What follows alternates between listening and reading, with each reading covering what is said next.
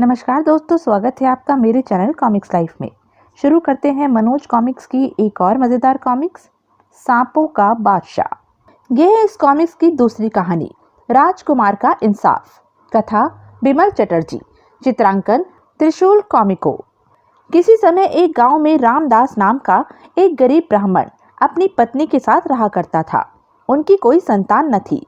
संतान प्राप्ति के लिए वे तीर्थ यात्रा पर जाना चाहते थे, लेकिन धन के अभाव के कारण लाख चाहने के बावजूद भी वे तीर्थ यात्रा पर नहीं जा पाते थे। यही कारण था कि जब भी वे गांव वालों को तीर्थ यात्रा पर जाते देखते, उनके चेहरे उदास हो उठते थे। एक दिन, स्वामी, हमारे गांव का गरीब से गरीब व्यक्ति भी हर साल तीर्थ यात्रा पर जाता है और उसकी मनोकामना पूरी होती है। इतने वर्ष हो गए, लेकिन आपने यात्रा के लिए धन का कोई प्रबंध नहीं किया। क्या करूं भगवान, खाने के लिए भी धन पूरा नहीं पड़ता, फिर यात्रा के लिए धन का प्रबंध कैसे करूं? स्वामी, शास्त्रों में लिखा है कि बिना संतान के माता पिता को मोक्ष नहीं मिलता। देवलोक के दरवाजे उनके लिए हमेशा हमेशा के लिए बंद हो जाते हैं। क्या बिना संतान के हमारा यह जीवन यूं ही व्यर्थ चला जाएगा? शायद ईश्वर को यही मंजूर है भगवान। मैं तो तमाम कोशिशें करके हार गया। ना तो इतनी आमदनी ही है और ना ही हमारी हालत देखकर कोई हमें कर्ज देने के लिए ही तैयार होता है। मेरे दिमाग में एक उपाय आया है स्वामी। ओह, तो जल्दी बताओ, क्या है वह उपाय? क्यों ना हम आज से ऐसा करें कि प्रतिदिन आप जो कुछ कमाकर लाएं, उसमें से रोज थोड़ा बहुत बचाकर जोड़ते जाएं। इससे साल भर में जितना पैसा जमा होगा, उससे हम आसानी से तीर्थ यात्रा पर जा सकेंगे। कहती तो तुम ठीक हो, लेकिन प्रश्न यह है कि जितनी आमदनी मुझे रोज होती है, उससे तो हम दोनों को 2 वक्त की रोटी भी मुश्किल से मिल पाती है। फिर बचाएंगे क्या?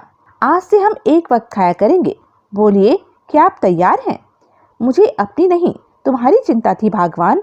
यदि तुम ऐसा त्याग कर सकती हो तो भला मुझे क्या ऐतराज हो सकता है।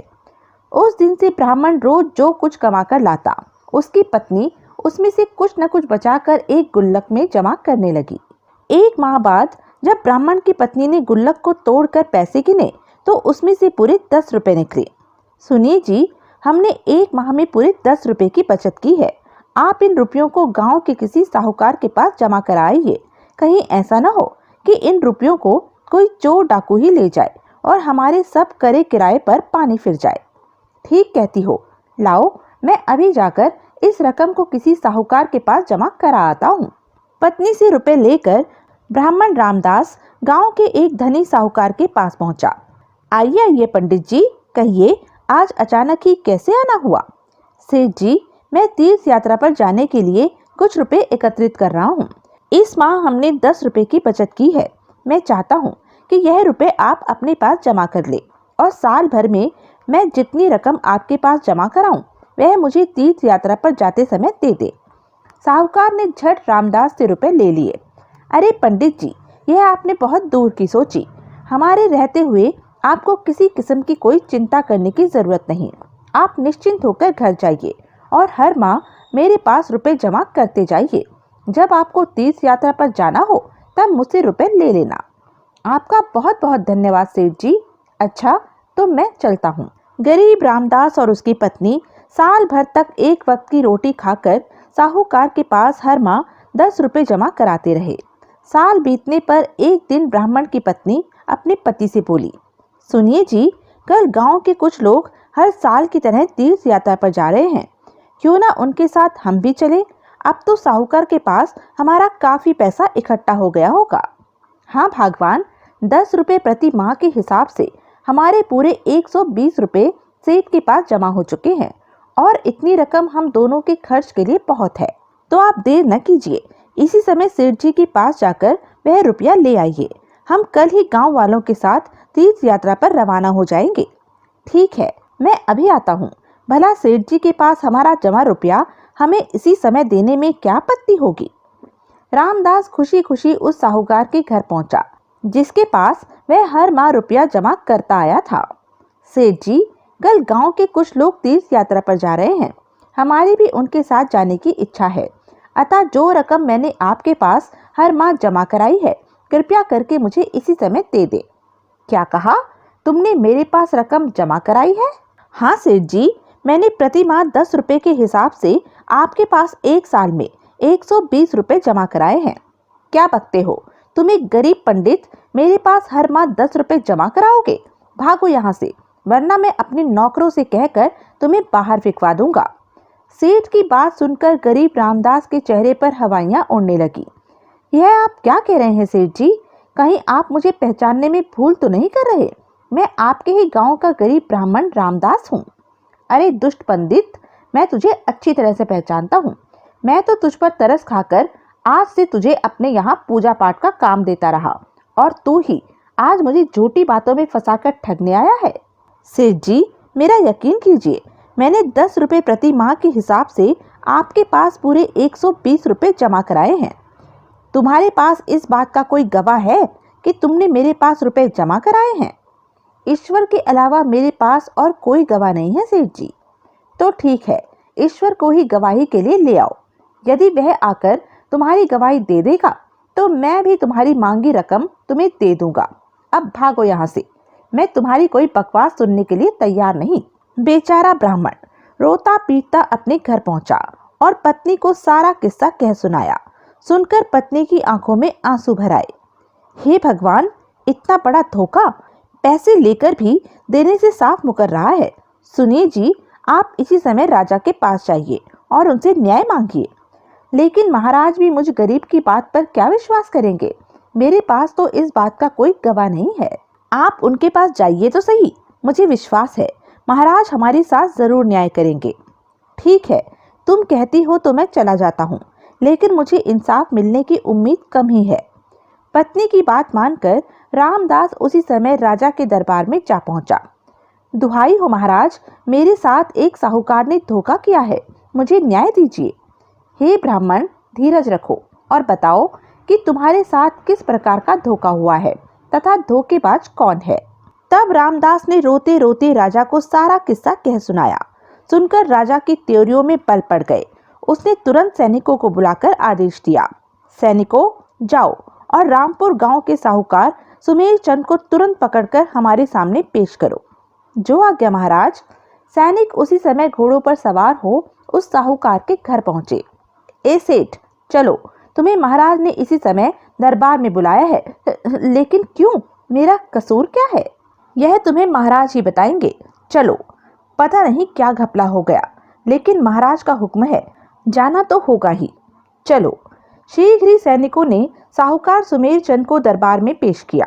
क्यों सेठ जी, क्या यह सच है कि तुमने इस गरीब ब्राह्मण का रुपया दबा लिया है? यह पंडित झूठ बोलता है महाराज। आज सुबह यह मेरे पास आया, मुझे धमकी दी कि या तो मैं इसे तीर्थ यात्रा पर जाने के लिए कर्ज दूं, वरना यह मुझ पर आपकी अदालत में धोखेबाजी का मुकदमा दायर करेगा। मैंने तुरंत इस दुष्ट पंडित को घर से निकाल दिया था। आप स्वयं ही सोचिए अन्नदाता, जिसे 2 वक्त की रोटी भी मुश्किल से मिलती हो, वह 10 रुपए प्रति माह कैसे किसी के पास जमा करा सकता है? और महाराज, यदि इसने वास्तव में रुपया जमा कराया है तो इससे पूछिए कि इस बात की कोई गवाही अथवा लिखा पढ़ी का कोई कागज इसके पास है? क्यों ब्राह्मण देवता, क्या ऐसा कोई प्रमाण है तुम्हारे पास जिससे यह प्रमाणित हो सके कि तुम इसके पास वास्तव में 1 साल से रुपया जमा कराते आए हो? नहीं महाराज, लेकिन मेरी बात पर यकीन कीजिए, मैंने जो कुछ भी कहा है वह सच है। यह लालची सेठ बिना किसी प्रमाण के होने के कारण मेरा रुपया हजम कर जाना चाहता है। राजा उलझन में पड़ गया कि किसकी बात को सच माने और किसकी बात को झूठ। दोनों ने जिस प्रकार अपनी अपनी बात को जोरदार शब्दों में प्रस्तुत किया था, उससे तो दोनों ही अपने अपने स्थान पर सच्चे लग रहे थे। कुछ देर तक सोचने विचारने के पश्चात राजा ने कहा, ठीक है, मैंने तुम दोनों की बात अच्छी तरह सुन ली है, लेकिन तुम दोनों में से कौन सच्चा है और कौन झूठा, इसका फैसला मैं आज से 7 रोज बाद करूंगा। अब आप दोनों घर जा सकते हैं। जो आज्ञा महाराज। ब्राह्मण और सेठ अपने अपने घर चले गए। लेकिन उस रात राजा को नींद नहीं आई। वह रात भर चहलकदमी करता रहा। राजा का एक 10-12 साल का बेटा भी था। उसने आज तक अपने पिता को इतना बेचैन और चिंतित नहीं देखा था। क्या बात है पिताजी, इतनी रात हो गई और आप अभी तक सोए नहीं? क्या आज दरबार में कोई खास बात हुई है? तुम सो जाओ बेटे, पता नहीं क्यों मुझे अभी नींद नहीं आ रही है। राजा ने अपने बेटे को टाल दिया। इस तरह ही चिंता में एक एक करके 6 दिन गुजर गए, लेकिन राजा को ब्राह्मण और सेठ के बीच फैसला करने का कोई उचित उपाय समझ में नहीं आया। 7वीं रात आई और राजकुमार ने अपने पिता को उसी तरह चिंतित अवस्था में चहलकदमी करते देखा तो उससे रहा ना गया। पिताजी, आज आप मुझे टाल नहीं सकते। आपको मेरी सौगंध, सच सच बताइए कि बात क्या है।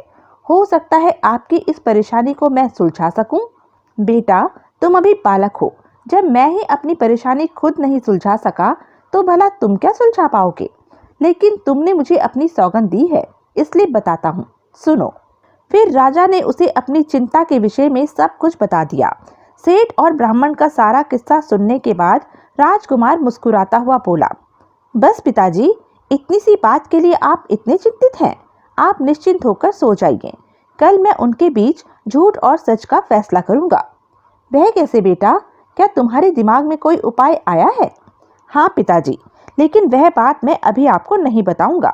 बस अब आप आराम से सो जाइए। उसके बाद दोनों सो गए। अगले दिन निश्चित समय पर दरबार लगा और दरबार में सेठ और ब्राह्मण भी आ पहुंचे।